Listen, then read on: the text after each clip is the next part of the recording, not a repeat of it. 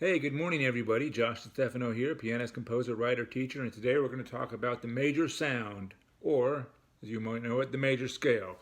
We're also going to talk about some dangerous patterns you can use and dip a little bit into triad pairs. This is Improvisation Made Easy number 4.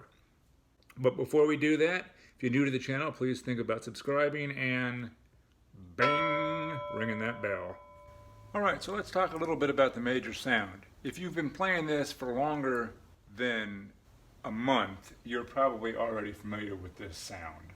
3, 4. 1, 2, 3, 4, 5, 6, 7, back to 1. Those are your notes, right? Major sound is going to sound great over triads, it's going to sound great over major 7 chords, over major 6 chords. It's going to be great over songs that are totally diatonic. You're looking at hymnals, things like Amazing Grace, Danny Boy, these kind of things.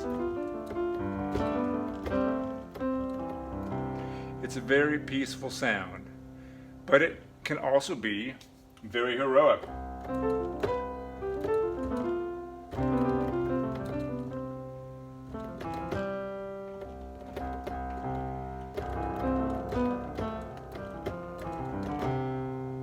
That sounds very much like Fanfare of the Olympics to me.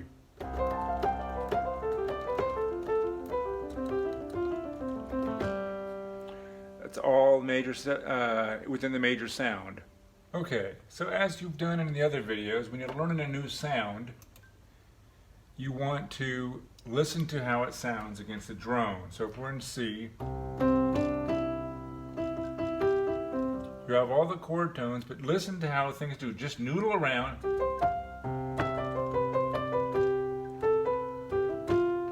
Listen to the way the notes pull. That major 7 wants to resolve to the 1. The 4 wants to go to the 3. Those are sort of the big things in the major sound, those two notes. They give it its characteristic sound.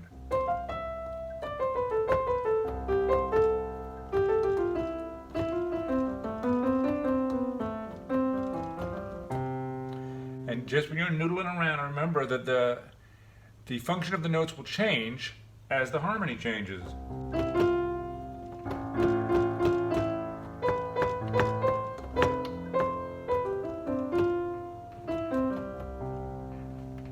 As you're playing within this context of the major sound, of course, your always first goal is to create and develop ideas. If you want more information on that, please check out the first video in this series. I'll put the link somewhere around here. But I'm going to give you some fuel. These patterns can be used to help throw into your ideas, and also they're great for a little added flourish or to move around the keyboard.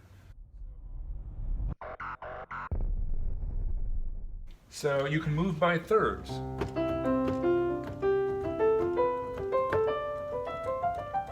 Up or down.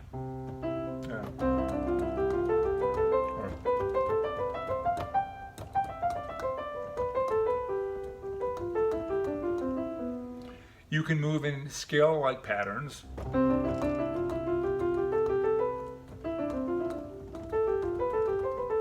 And if you do this where it goes against the natural beat, where you're grouping it in a way that's contrary to what the thing's going on, you can get some really cool polyrhythms going on. So 2, 3, 4, 2, 3, 4.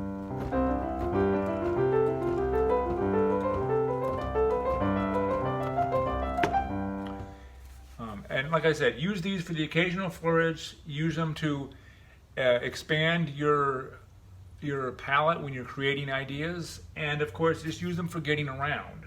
So if we're playing up here and you want to get down to a different, instead of just picking up your hand,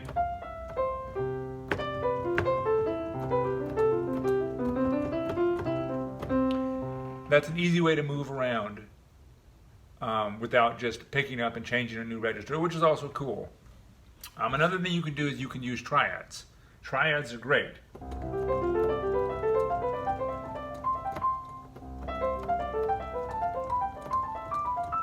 Any inversion you want to use, going up, both up or down, They sound really nice. They lay well under the fingers. I spoke a little bit about triad pairs. Triad pairs just means you take two specific triads and then you just stick to those exclusively. So if we want to do the fourth and the fifth, which is a great sound, it would be in C, you'd be playing F major triad and G major triad, and you're going to get this very sort of heroic sound.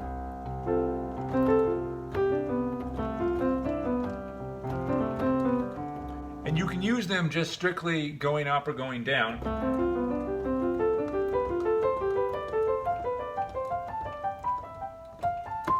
But to me that sounds a little boring. I like just sort of peppering them together. I think you can get a lot more mileage out of them.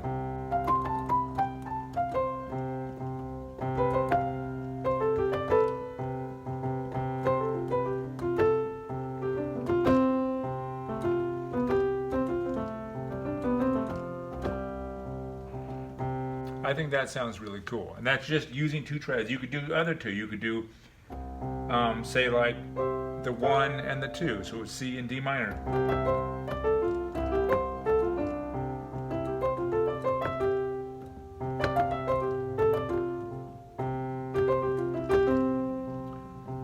Just, those are things to experiment with. These are great ideas you can use when you're making your ideas and developing them. These are different things to think about.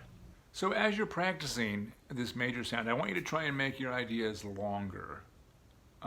We're looking for probably 2 bars at a time. See if you can stretch them out for 2 bars in your ideas and developments. Then have shorter amounts of space. Only have, a few beats of space. And the idea being that we were learning how to develop solos. And the other sounds we were doing smaller and then medium ideas. Now we're doing longer ideas. 2 bars at a time is probably about the length that you want to go.